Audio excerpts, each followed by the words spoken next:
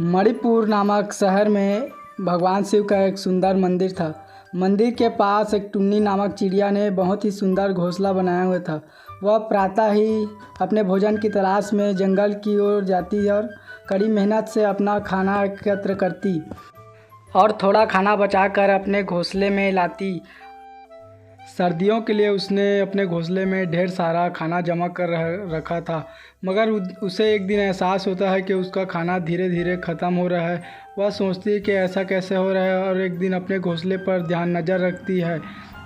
नज़र रखने पर उसे मालूम होता है कि मंदिर के पास रहने वाला एक बहुत ही मोटा चूहा उसके सारे अनाज चोरी कर ले जा रहा है।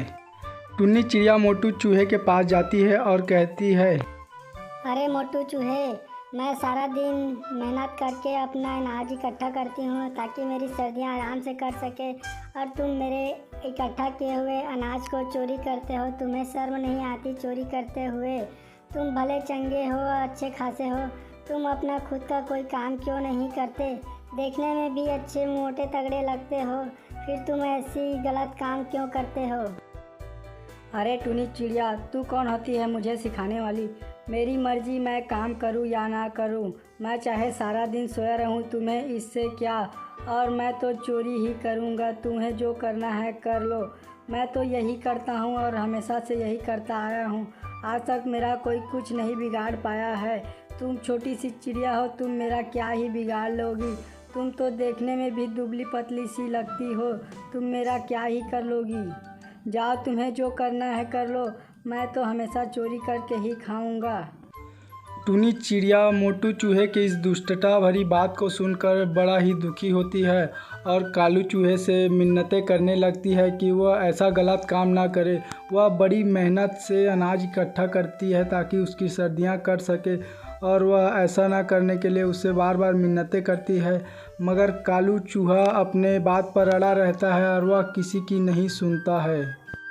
इतने में टुन्नी चिड़िया कहती है कि देखो कालू भाई, आगे से तुम ऐसा नहीं करना, वरना तुम्हें भगवान अच्छी सज़ा देंगे तुम्हारी इस दुष्टता काम के लिए, और तुम कहीं के नहीं रहोगे। इतना कहकर टुन्नी चिड़िया अपने घोंसले की ओर वापस जाने लगती है।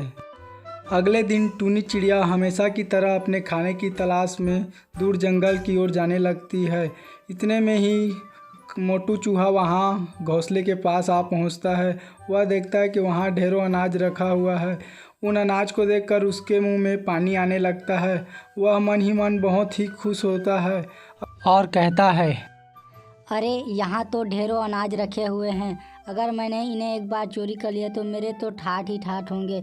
मैं खूब मज़े करूँगा, मुझे मेहनत करने की कोई आवश्यकता नहीं पड़ेगी। ऐसा कहकर मोटू चूहा सारे अनाज को चोरी कर अपने घर में छिपा देता है। शाम होने पर टुन्नी चिड़िया जब अपने घोंसले में आती है तो वह देखती है कि उसका सारा अनाज चोरी हो चुका है। वह बहुत ही दुखी होती है और इधर उधर देखकर रोने लगती है और रोते हुए कहती है, जरूर यह सारा काम उस मोटू चूहे का है। मेरे मना करने के बावजूद भी उसने मेरे सारे अनाज को चोरी किया है। ऐसा कहते हुए टुन्नी चिड़िया जंगल की ओर उड़ जाती है। मैं ज़रूर उसे अच्छा सबक सिखाऊंगी, तभी वह ऐसे दुष्टता भरे काम को छोड़ेगा। जंगल में जाकर वह अपने चील दोस्त से मिलती है, उसे अपना सारा हाल चाल बताती है। चील कहता है कि तुम परेशान ना हो, मैं इसका उचित प्रबंध करूंगा। इतना सुनकर टुन्नी चिड़िया बहुत ही खुश होती है और अपने घोंसले की तरफ वापस आने लगती है। अगली सुबह वह पुनः जंगल की ओर चली जाती है। इतने में मोटू चूहा चोरी की फिराक में चिड़िया के घोंसले की तरफ आने लगता है। पहुंचने पर देखता है कि चिड़िया के घोंसले पर एक बड़ा सा चील बैठा हुआ है। पलक झपकते ही चील अपने पंजे में मोटू चूहे को दबाकर आसमान की तरफ उड़ने लगता है। मोटू चूहा बचाओ बचाओ कहकर चिल्लाने लगता है। वह चील से विनती करने लगता है कि मुझे छोड़ दो, मुझे छोड़ दो, मगर चील उसे नहीं छोड़ता है। उसे आसमान में और ऊपर की तरफ ले जाने लगता है। अब चूहे को भी अपने गलती का एहसास होने लगता है। इतने में ही चील मोटू चूहे को समाप्त कर देता है। अब टुन्नी चिड़िया इधर चील के पास जाती है और उससे कहती है, अरे चील भाई, तुम्हारा बहुत बहुत धन्यवाद। तुमने मेरी बहुत बड़ी समस्या को ख़त्म कर दी। वह दुष्ट मोटू चूहा मेरे सारे खाने को चोरी कर ले जाता था। मैं अपने सर्दियों के लिए खाना नहीं बचा पाती थी, परंतु अब ऐसा नहीं होगा। तुम्हारी वजह से मेरी मुश्किल आसान हो गई है। तुम्हारा बहुत बहुत धन्यवाद चील भाई।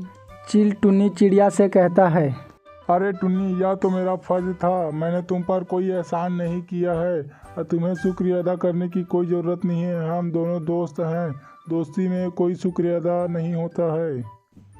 इतना कहकर चील अपने घर की ओर जाने लगता है। घर पहुंचकर चील देखता है कि उसका बच्चा बीमार हो गया है और उसकी पत्नी कहती है, अजी सुनिए, हमारा बच्चा बहुत ही बीमार है। इसे स्वस्थ करने के लिए ऊपर वाली पहाड़ियों से जड़ी बूटियाँ एकत्र कर लाइए। इतने में ही चील पहाड़ी की तरफ उड़ने लगता है।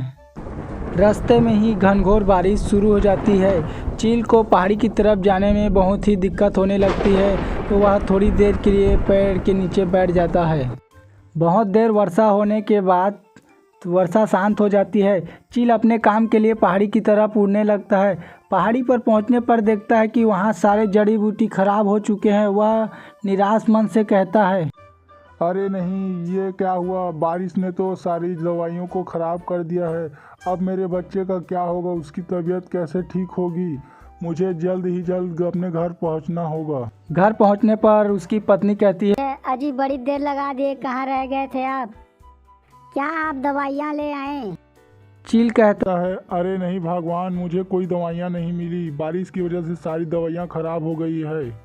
चील की पत्नी कहती है, अरे नहीं, हमें कहीं से तो दवाइयों का इंतज़ाम करना ही पड़ेगा, वरना हमारा बच्चा बच नहीं पाएगा।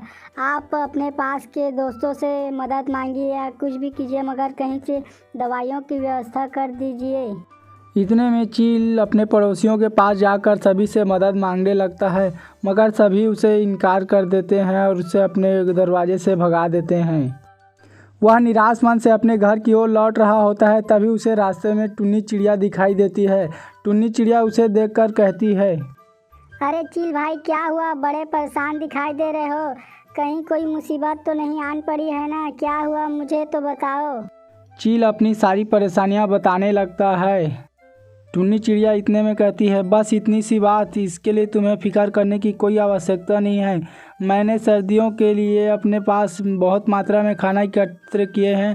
साथ ही मैंने पहाड़ियों से बहुत सारी दवाइयाँ लाकर अपने पास रखा हुआ है। तुम्हारी जो काम की है तुम उनमें से ले जाओ। इतना कहकर टुन्नी चिड़िया चील को अपने साथ अपने घोंसले की तरफ ले जाने लगती है। घोंसले में पहुंचकर चील अपने बेटे के लिए सारी ज़रूरत की दवाइयाँ एकत्र कर लेता है और टुन्नी चिड़िया का धन्यवाद करके अपने घोंसले में वापस आ जाता है। पूरी कहानी देखने के लिए चैनल को सब्सक्राइब करें। धन्यवाद।